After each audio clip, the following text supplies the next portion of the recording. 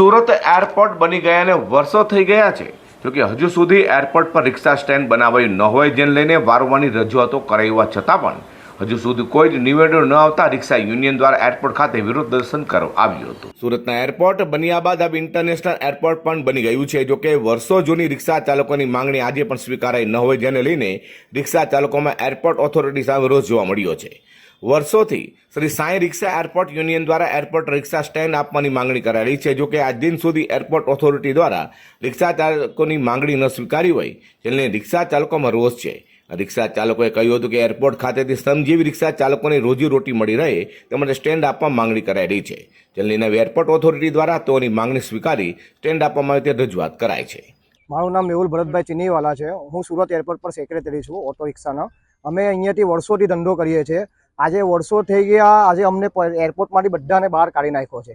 સાહેબ, એમાં અમારે એવું કહેવું છે કે અમારી ભૂલ શું છે? અમને કાઢ્યા કેમ છે બહાર? અમને કે અમારી ભૂલ બતાવો. અમે કોઈને કે પર્સ નથી ચોરી કર્યા, નથી કોઈના બેગ ચોરી કર્યા, નથી કોઈને ગાળામગોળ કરી, કંઈ કસ્ટમરને કંઈ બોલ્યા નથી. અમને કસ્ટમરને સેવા કરીએ છીએ કે ભાઈ કસ્ટમર આવે છે, દિલ્હીથી આવે, બેંગ્લોરથી આવે, હૈદરાબાદથી, ત્યાંથી બી આવે.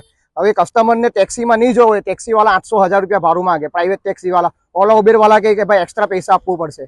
બરાબર, કસ્ટમર કહે કે ભાઈ આમાં જે બિલ છે તે જ પૈસા આપશું, એનાથી વધારે પૈસા આપશું નહીં. એ કસ્ટમર સાથે તકરાર કરે લોકો. કસ્ટમર ચાલ્યો જાય, કસ્ટમર રિક્ષામાં આવે, રિક્ષામાં અમે લઈને ગઈએ, એને મૂકીને આવીએ. એ કંઈ વસ્તુ ભૂલી ગયો તમે એને વસ્તુ બી પાછી રિટર્ન કરી દઈએ, કાં તો એ માણસ નહીં મળે તો પાછો અમે એરપોર્ટ ઓથોરિટીમાં જઈને પૈસા જમા, જે વસ્તુ મળી હોય તે જમા કરાવી દઈએ છીએ. અને બીજી સાહેબ, કે અમે હમણાં જો રિક્ષા લઈને અંદર ગઈએ ને તો અમને પોલીસવાળા મા બેન સિવાય ગાર આપવા સિવાય અમને રહેતા છે નથી. ગમે તેવી ગાર આપે છે કે તારી માં ને તારી બેન. આવું કે હમણાં પ્રેસના સામે અમે બોલી નથી શકતા, પણ અમને ખબર છે કે પોલીસવાળા અમને શું બોલે છે.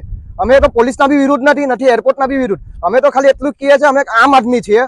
અમને ખાલી તમે રિક્ષાનું પાર્કિંગ આપો, કે તમારી જો પાર્કિંગ આપશો તો અમારું કંઈ ડિસ્ટન્સ છે નથી, અમે કોઈને કંઈ બોલતા નથી. અમને અમારું પાર્કિંગ આપો, તમે અમારી હિસાબથી ધંધો કરીએ.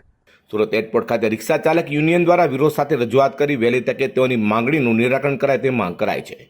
Bureau report G24 news.